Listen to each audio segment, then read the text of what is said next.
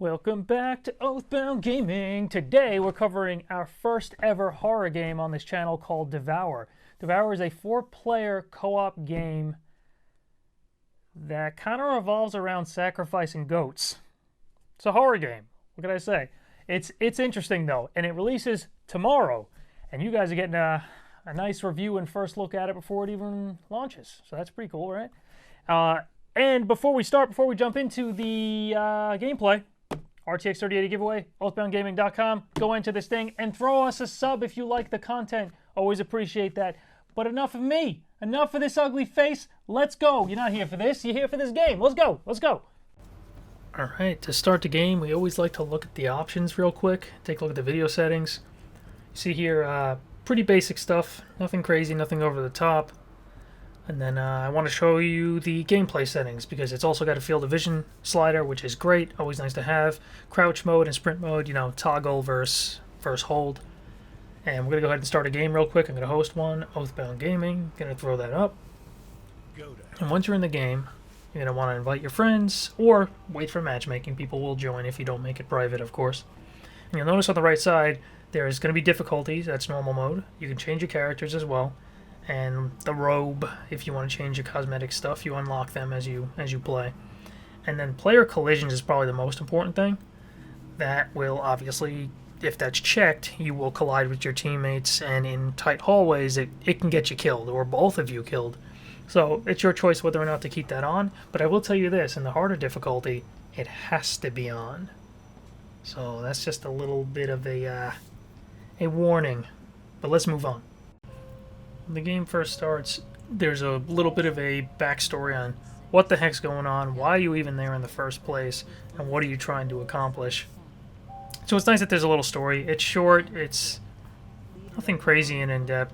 It's pretty much some lady had some crazy cult, she's trying to summon some like crazy god or something, some demon, and it didn't go so well. And that's your story. Alright, let's get started. Alright, so we're in the game. Super dark. The only real source of light in the game is your flashlight, and that of your co-op partners, of course. So when you first start, you're trying to get over this fence. Hop, hop, there we go. And there's text throughout the game like that if you want to read a little bit extra about the lore. There's not much, but there's an achievement for it if you want to find them all. So for your achievement hunters out there, start reading them a little bit. So you have your flashlight, but if you hold right click, you use like this the ultraviolet light type of thing, you know, it's all purple. At the top right, you'll see the that circle around my flashlight. That's the indicator of how much battery you have in your ultraviolet light, and that will replenish on its own. That purple light you see one of my co-op partners using, that is used to damage enemies, kill some of them, and slow them down. So, very, very important.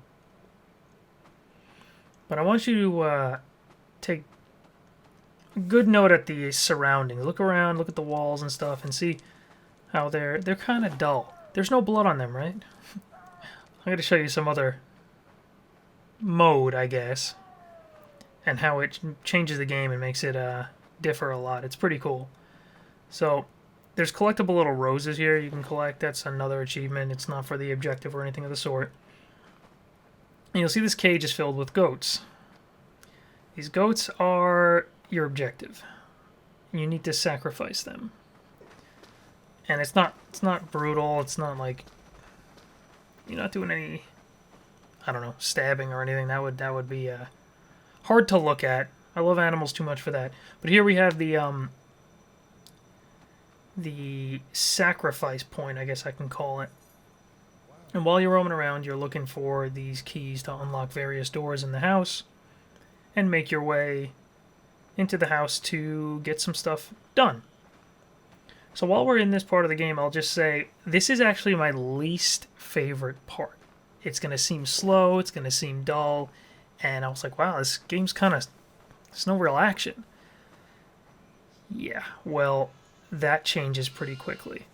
So right here we just let the goats out, and then you have to try to get them in the house. They bust open a door, and they let you in. And that's kind of really what starts the level. You start looking around and getting all your stuff you need. There's gas cans to light a fire, straw to get the goats, to like capture them, and then you kind of throw them in the fire. And when you get them all done, then that's how you complete the level. It's not as easy as it sounds, though, because doing that will cause the level to kind of progress in difficulty as you go through, and the boss, we'll call her, starts getting more enraged and starts really chasing you, and some of that stuff can get pretty crazy. So let's skip ahead to the action, shall we? All right.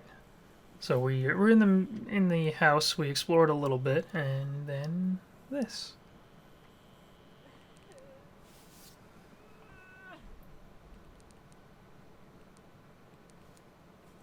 Alright, we're going to stop this mode right there, and we're going to transition over to the other difficulty I started recording, and you unlock that difficulty by beating this one here. I'm going to show you that, because that's when the game really gets good, and the setting and the feeling of horror really sets in. Let's transition over to that.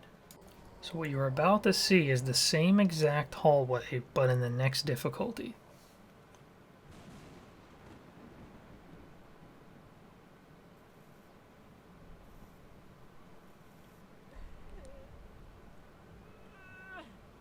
Notice anything? The game's environment is a ton more detailed. There's blood everywhere. The mood is really, it really sets the horror tone. I think it does a good job of it. So you get to play through the first difficulty, and it's not so spooky, right? You're gonna notice like these demon dudes roaming around. That's because we unlocked the model and everyone's playing as the demon guy, which was not a good move in hindsight.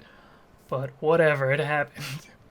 One other thing about this difficulty, if you take a look at the top right, at the flashlight, you'll notice there's no purple circle. Well, they take that away from you. The ultraviolet light is gone, and you cannot use it to kill enemies, you can't use it to slow enemies, and it makes the game a heck of a lot harder. It's a lot more difficult. So right now I'm exploring and I'm trying to find these goat little things, these little goats that are all over the little goaties all over the house. And you're kind of exploring, and sometimes this happens. Well, this is where the horror begins. She starts getting real pissed, and the harder difficulty, she does it more often.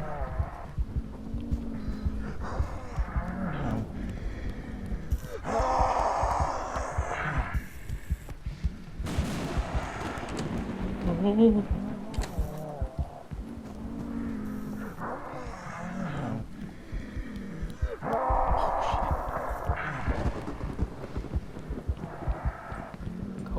Go. I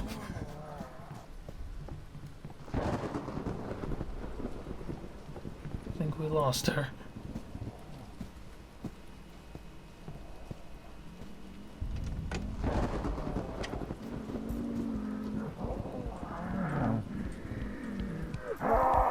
We didn't lose her! Go.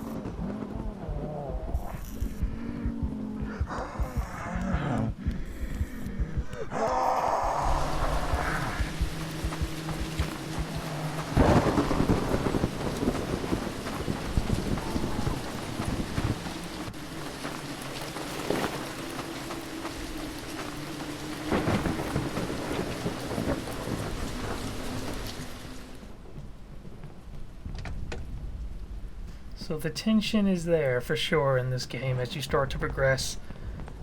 You never know when she's around the corner, and stuff can get pretty scary. Keeps the adrenaline pumping.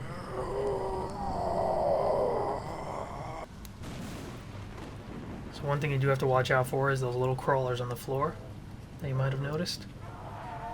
The silhouette back there, that's a team member that's down. Ooh, a hidden rose.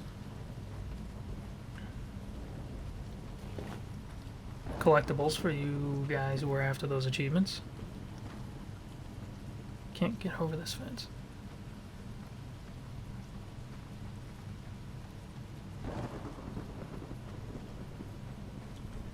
So in this difficulty, if you do get grabbed by one of those crawlers, you cannot use your flashlight to get them off, so you are insta-dead.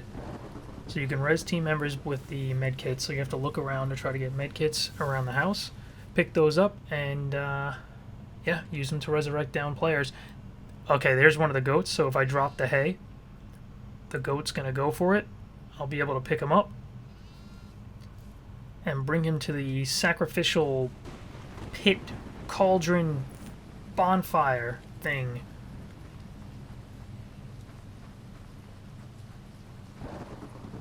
So you can throw the goat in there, take the gasoline, light it up, and the poor thing unfortunately has to go. Little demonic goat. And whenever you do that, whenever you sacrifice one of them, she is gonna go nuts. You see her out there. Uh-oh.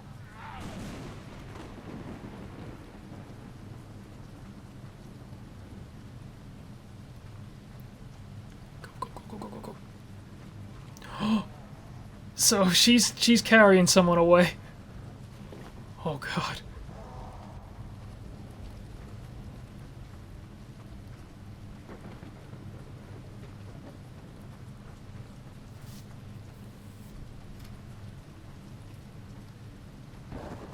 Alright, so you gotta be careful. You never know when she's gonna come flying right back out. And you're trying to get a med kit to res the down guy, but if there's crawlers next to him and they happen to grab you while you're resing, you're done. You're gone. So one thing I did find interesting here, I'm going to show you, is being able to res from the floor below. You can res someone up there.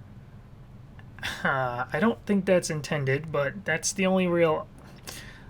I guess you can call it a bug? An exploit? Not really a bug in my eyes.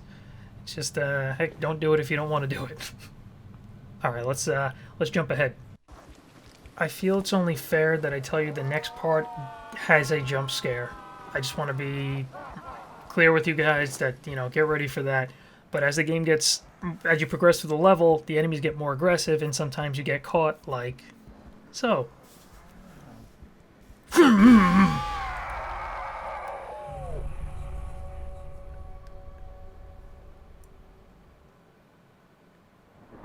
And then she carries you off after she gets you. And she like kind of drops you at a random spot in the level, and then your team members have to come and resurrect you with the medkits. So the game definitely does get the adrenaline pumping, and it's overall it's a fun game. And we've had a few yells on Discord. Don't believe me? Check this out.